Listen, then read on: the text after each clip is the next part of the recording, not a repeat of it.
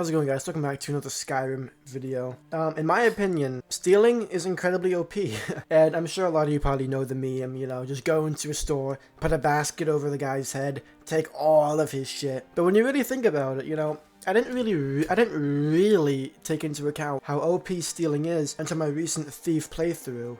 And if you really know where to look and you really know what places are good, you can make like ridiculous amounts of money from stealing. And also there's just generally a lot of good shit that you can use in pretty much any situation. The first example that I can think of that's extremely good thief potential is pretty much everything in the companion's hall. So the first thing, I got this way back in the day from an ESO Let's Play. The companions literally just has an elven bow as well as an archery skill book just hidden in a display case in Ayala's room. I think it's an expert level lock, which is actually kind of easy. And yeah, that's like literally level 1. Going into your Vaskar, you can get like elven and orcish grade shit just straight off the rip. Like any level you can do this. And there's even some things that are actually leveled. Like in Cardlac's room, he has a dagger that will level depending on what level you are. And I think on one playthrough, I had it and it was iron, but on another playthrough I saw it and it was like ebony and it was enchanted, which is kind of crazy. The second like biggest thing is in the Orc Stronghold, the one that the name is escaping me, but the one in Riften, I think it's called Largashbar, something like that. It's like it's the one that everybody knows. It's in Riften Horde.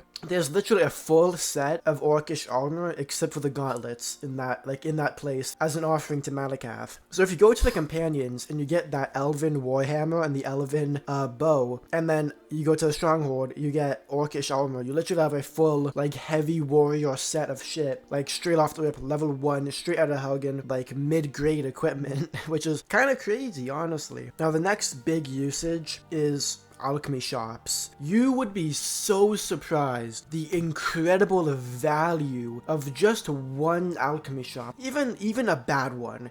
Even just like the Morthal alchemy shop. You go in, there's healing potions, paralysis potions, or paralysis poisons, I mean. There's like damage health poisons. There's all these potions like regeneration, resist fire, resist frost, there'll be frostbite venom poisons, all these ingredients. I'm pretty sure the easiest and maybe even the only way to get fire salts, aside from buying it, is from stealing it on alchemy shop shelves. Fire salts, because there is a quest for the blacksmith in Riften where he needs fire salts. Just go around to all of the different alchemy shops in Skyrim and just steal them. That's the easiest way. Otherwise, you're gonna have to spend hundreds of bucks buying them just for like a mid-quest reward. If you're a completionist, the easiest way is to just steal it. And same with Ice Wraith Teeth. And like frost salts, all the valuable ingredients you will find on the shelves of these shops, and they respawn every month, every in-game month, just like everything else, just like bandit outposts, just like Draugr, just everything.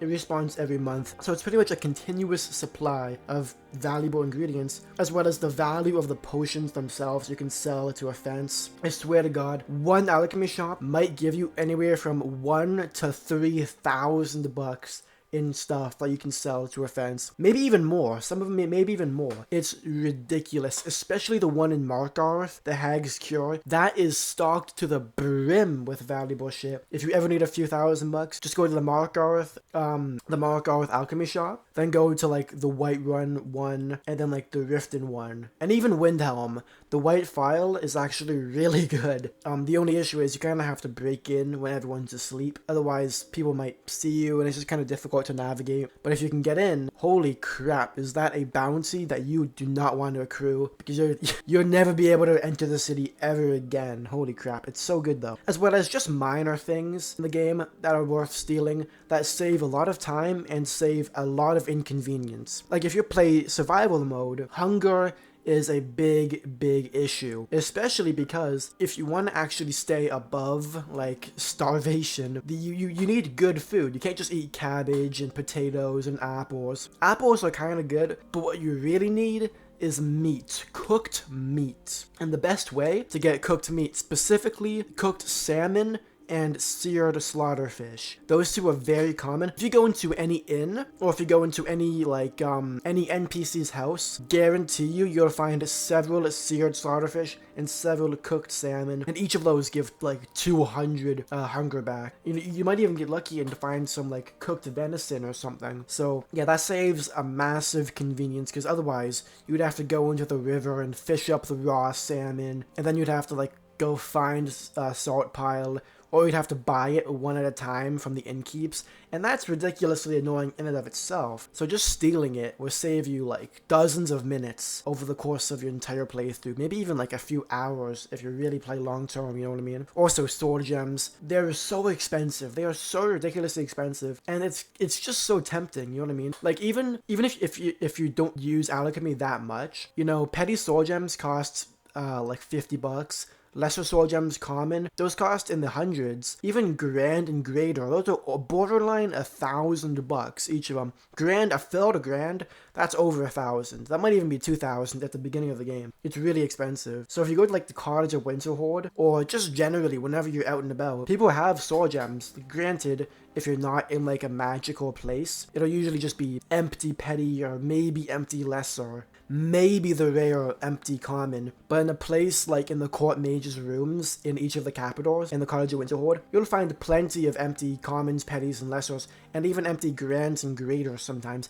Maybe even empty black sword gems, depending on where you go. And yeah, over the course of the playthrough, that'll save you easily thousands of bucks, especially because if you steal a sword gem and you're not like a thief, you can't sell it back to anyone. But if you steal a sword gem and then you fill it up and enchant an item with it, you can sell the enchanted item for a profit. So even if you're not a thief, you can still make a money profit doing this method. And just of course, it goes without saying that jewelry and gems, especially in Solitude, if you've ever been to Solitude and you actually pay attention to the decoration, like I swear to God, the decoration in Solitude, you'll find these fucking big strength potions, filters of strength, and like, you know, like the high-end magicka potions, high-end stamina potions, high-end strength potions, you know, just regular regen potions. I swear to God, in the Winking Skeever Inn and in the Solitude Alchemy Shop, just those two places combined, $10,000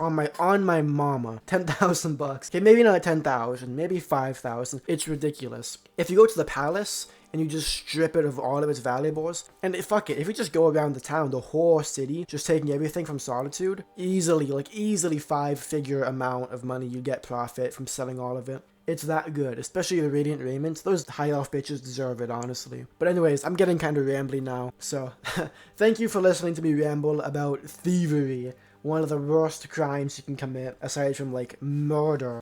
Yeah, stealing in Skyrim is just so OP, and I highly encourage you to play as a thief, not an assassin like most people go with. Actually a thief, an actual thief. It's such a fun playthrough, especially if you kind of roleplay it to join the Thieves Guild, but not take over the Thieves Guild. Just being a part of it, it's so fun, man. Anyways, thank you all so much for watching. I genuinely appreciate it. You can consider becoming a channel member if you like for just $2 a month, or if you don't want to do that, you can simply just watch the ads on these videos.